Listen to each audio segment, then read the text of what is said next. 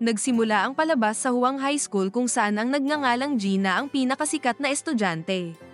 Si Gina ay isang magandang babae. Ginugugol ang kanyang oras kasama ang kanyang mga kaibigan na sina Minji at Hana. Si Gina ay hinahangaan ng mga boys at pati na rin ng mga kapwa babae. Itinuturing siya bilang kanilang role model. Kilala si Gina sa pagiging elite bilang trainee ng top entertainment agency, highly competitive achievement, at sa pagiging matulungin sa mga nangangailangan. Si Hana ay isa rin sa trainee sa parehong agency, habang si Minji ay nagmula sa mayamang pamilya. Ang eksena ay lumipat sa isang classroom kung saan ang nagngangalang Sungmin ay nakatingin kay Gina mula sa bintana. Aktong napansin siya ng kanyang kaibigan na si Baol at tinanong kung iniistok na naman niya si Gina. Inaamin ito ni Sungmin at pagkatapos ay ipinaliwanag ni Baol na si Sungmin at Gina ay nagmula sa magkaibang mundo. Iminungkahi niya na dapat ay kumilos si Sungmin at hindi lang nakatingin kay Gina. Samantala, si Gina ay nilapitan ng kanyang boyfriend na si Hang Tak at hiniling sa dalagitan na mag-usap sila ng pribado. Si Hang Tak ay ang ika-4 na batter para sa school baseball team. Siya rin ay sikat sa paaralan at hinahangaan ng mga girls. Malapit sa hagdan, humingi ng paumanhin ang binata dahil hindi siya nakapunta sa kaarawan ni Gina at pinaghihintay ito. Ipinahayag naman ng dalagita ang kanyang pagkadismaya, sinasabing siya ay abala at wala siyang panahon para maghintay. Binigyang diin na siya ay hindi lamang isang ordinaryong babae, at pagkatapos ay ipinakita ang kanyang pagkabigo tungkol sa pagkamakalimutin ni Hang Tak. Kalaunan ay nagpa siya si Gina na makipaghiwalay sa kanya. Matapos marinig ang tungkol sa breakup, agad na tinanong ni Hang Tak kung ano ang dahilan. Tugon ni Gina ay nakahanap na siya ng bagong boyfriend. Nais ni Hang Tak na ipakilala sa kanya ni Gina ang bago nitong boyfriend para maging opisyal ang kanilang breakup. Pagkatapos ay itinuro ni Gina ang larawan ni Sungmin sa notice board at ikinagulat naman ito ni Hang Tak.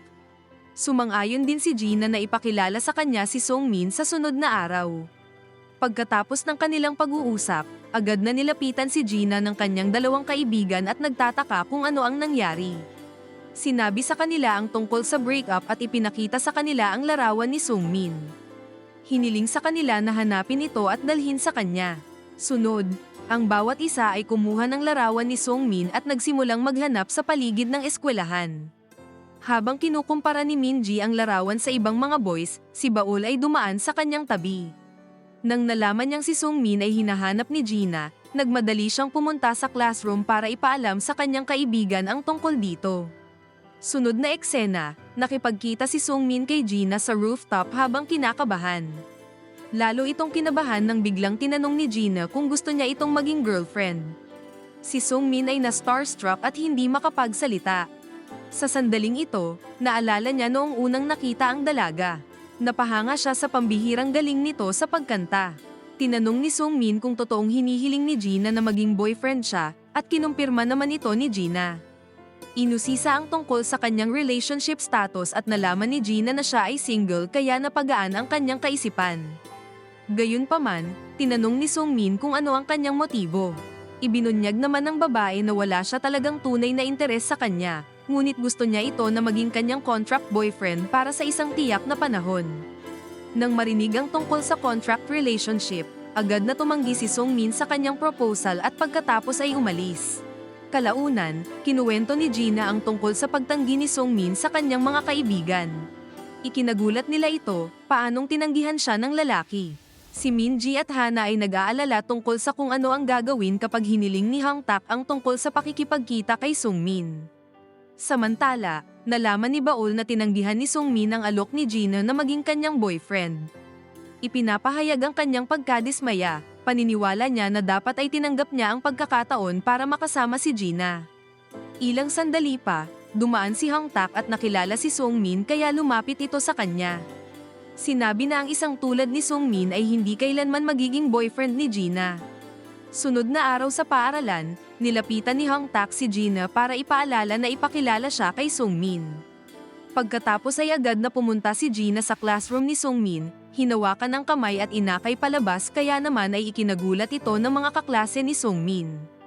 Pagkatapos sa ibang classroom, ibinigay ni Gina ang boyfriend contract kay Sungmin at hiniling na pirmahan ito.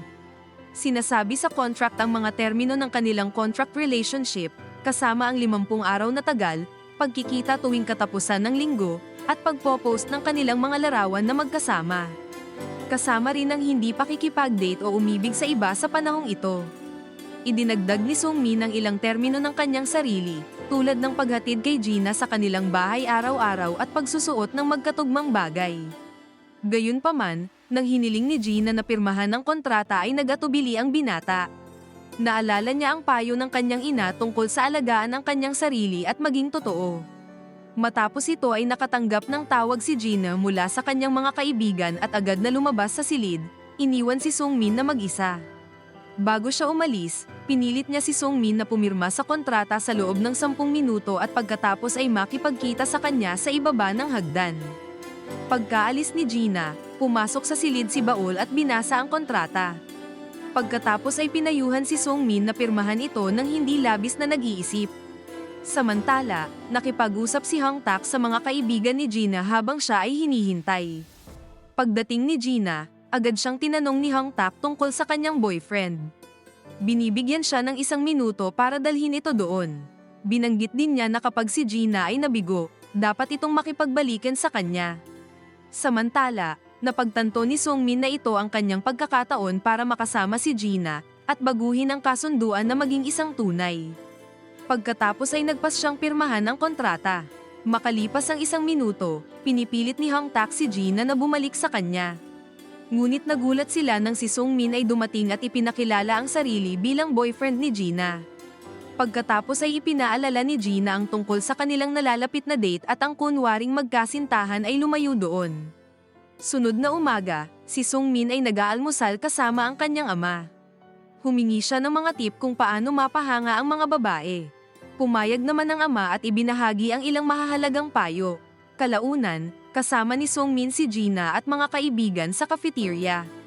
Nabanggit ni Gina ang kanyang pananabik para sa kimchi, kaya naman ay sinurpresa siya ni Sungmin kung saan mabilis itong kumilos para kumuha ng kimchi. Sa una, si Gina ay nag-aatubili ngunit kalaunan ay tinanggap din niya. Hindi nagtagal ay tumawag si Baol para makipagkita siya sa broadcast club kaya agad itong umalis. Sa gabi, hinihintay ni Sungmin si Gina sa labas ng eskwelahan para ihatid ito sa bahay. Sa una ay tinanggihan ni Gina si Sungmin na ihatid siya pauwi, ngunit nang nakita niya si Hang Tak ay agad na bumalik kay Sungmin. Hinawakan niya ang kamay at hindi pinansin ang kanyang ex-boyfriend. Sa kanilang daan, bumisita sila sa isang restaurant at nagpasya si Gina na kailangan nilang mas makilala ang isa't isa. Sumang-ayon din si Sungmin at nagpalitan sila ng diary. Ibinabahagi nila ang kanilang mga gusto at mga ayaw nila. Pareho silang nagulat dahil natuklasan nila na marami silang common interest. Nagpasya sila na magtrabaho sa pagbuo ng isang mas malakas na koneksyon. Nag-aalala si Gina na maaaring naghihinala si Hang Tak sa isang bagay kaya naman ay gusto niyang patunayan na nagkakamali ito. Kalaunan sa pag-eensayo ng sayaw, nadatnan ni Gina si Hana at nagtanong sa kanya kung bakit siya nahuli. Ipinaliwanag ni Gina na kanina lang ay kasama niya si Sungmin. Matapos marinig ito ay nagmungkahi siya na dapat ay kumuha ito ng isang kaakit-akit na lalaki. Ipinaliwanag ni Gina na dahil nakita na ni Hang Tak ang mukha ni Sungmin, siya ngayon ay naipit sa kanya at sa kanilang kasunduan. Kalaunan, nang si Gina ay umalis sa dance studio, nakita niya si Sungmin na naghihintay sa kanya sa labas para ihatid siya sa bahay. Nagtanong siya kung bakit naroon si Sungmin, at ipinaalala naman ni Sungmin na ito ay bahagi ng kanilang kasunduan. Sa daan, hindi pinapansin ni Gina kung may mga dadaan na sasakyan habang ito ay tumatawid sa kalsada kaya naman ay muntik na siyang masagasaan. Mabuti na lamang ay nagawa ni Sungmin na hilahin ang kanyang kamay sa tamang oras. Nang narating nila ang bahay ni Gina, hiningi niya ang numero ng telepono ni Sungmin at kinakabahan na ibinigay naman ng binata. Pagkatapos umalis ni Sungmin, mayroong isang tao na lihim na sumusubaybay kay Gina. Sunod na araw, habang tumatambay kasama ang kanyang mga kaibigan at kumukuha ng larawan, biglang naalala niya na dapat ay mag-post siya ng larawan kasama si Sungmin. Agad siyang nagpadala ng mensahe at pumayag ang binata na makipagkita sa kanya sa cafeteria. Pagdating niya ay kasama niya si Baol. Ipinakilala ni Baol ang kanyang sarili ngunit hindi siya kinamayan ng mga babae kaya naman ay napahiya ito. Si Hana ay nagpasyang umalis para mag-ensayo ng sayaw habang si Minji ay tila nasisiyahan sa likas na pagiging nakakatawa ni Baol. Sunod, ang grupo ay nasa gaming cafe at nag-e-enjoy sa paglalaro ng iba't ibang games.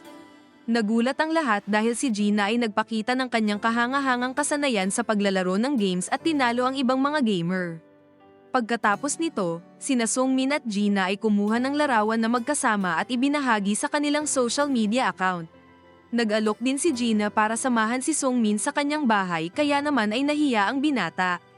Habang sila ay nasa daan papunta sa bahay ni Sungmin, nagpadala ng mensahe si Hana kay Gina at iminungkahi na dapat ay huwag niyang tawagin si Sungmin kapag silang magkakaibigan ay tumatambay. Kalaunan, ang dalawa ay dumating sa bahay ni Sungmin. Sa sandaling ito, inalok ni Sungmin si Gina na ihatid naman ito sa kanyang bahay ngunit ang dalaga ay tumatanggi. Tugon niya, mula nang siya ay nasa edad na 18 ay naglalakad na siya ng mag-isa sa gabi, at alam na niya kung paano alagaan ang kanyang sarili ng maayos. Pagkarinig nito, agad na hinubad ni Sungmin ang kanyang jacket at isinuot kay Gina bago ito pumasok sa kanilang bahay. Napangiti naman si Gina sa kanyang mabait na pag-uugali at pagkatapos ay naglakad pa uwi. Sunod na araw sa paaralan, nakita si Gina na hawak ang jacket ni Sungmin habang paalis sa silid para isauli. Samantala, napansin ni Hang Tak si Sungmin sa field kaya nilapitan niya ito kasama ang kanyang mga kaibigan. Sinimulan niyang maliitin si Sungmin at tinatawag itong talunan. Mabuti na lamang ay dumating si Gina sa tamang oras at agad na tinanong si Hang Tak kung binubuli nito si Sungmin. Binabalaan niya ang kanyang ex na huwag itong gagawin, kapag nagpatuloy siya ay haharapin niya ang mga kahihinatnan. Tugon ni Hang Tak na hindi siya makapaniwala na pinili niya ang isang talunan na hindi makapagsalita para sa kanyang sarili. Matapos marinig ito, hinila ni Gina si Sungmin palapit sa kanya at hinalikan ito sa harap ng lahat.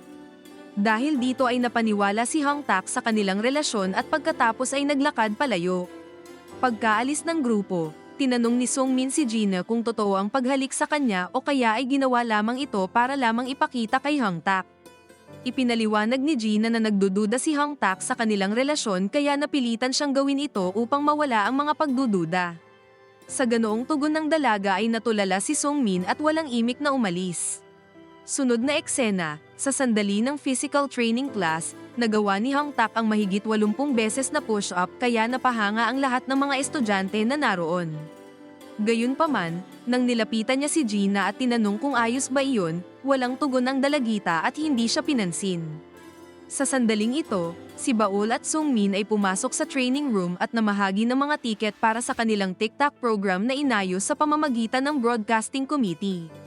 Nang lumapit si Baol kay Gina para dumalo sa programa, sa halip ay inimbitahan siya at si Sungmin para sa tanghalian ngunit si Sungmin ay hindi na mamansin. Kalaunan sa cafeteria, hindi dumating si Sungmin para sa kanilang tanghalian kaya tinanong ni Gina si Baol kung nasaan siya. Tugon ni Baol na ang kanyang kaibigan ay nasa broadcasting room dahil may tinatapos itong gawain. Pagkatapos ay tinanong ni Minji si Baol kung bakit nito nilalike ang kanyang mga larawan sa Instagram. Ipinaliwanag niya na siya ay isang tagahanga at naisip niya na si Minji ay napakaganda. Pagkatapos ay humingi ng tulong si Gina kay Baol para makipagkasundo kay Sungmin, at agad naman itong pumayag.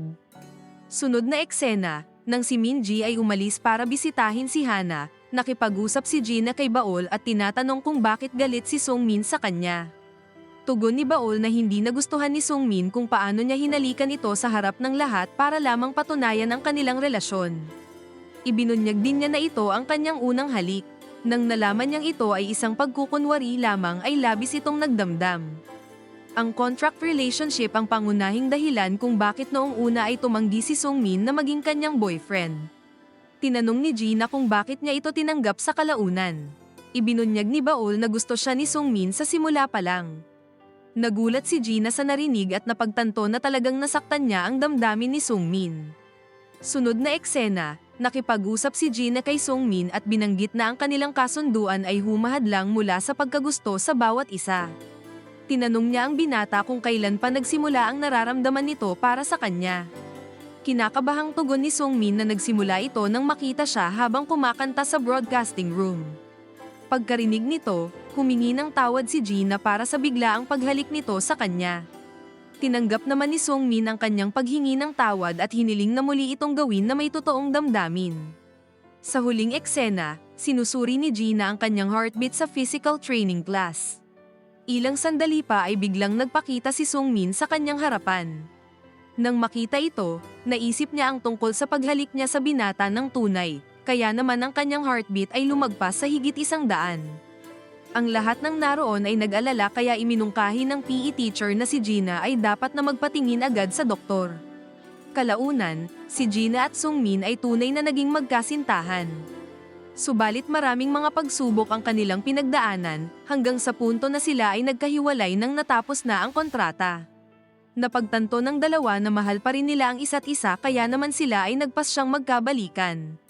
Kalaunan, nakipagkita si Sungmin kay Gina sa rooftop ng eskwelahan at ibinigay ang panibagong kontrata na magsasama sila hanggang sa huli. Ano ang masasabi mo sa pelikulang ito? Mag-comment lang po sa ibaba, at kung nagustuhan mo ang video, mag-like at mag-subscribe para ma-notify kayo sa susunod nating upload. Maraming salamat!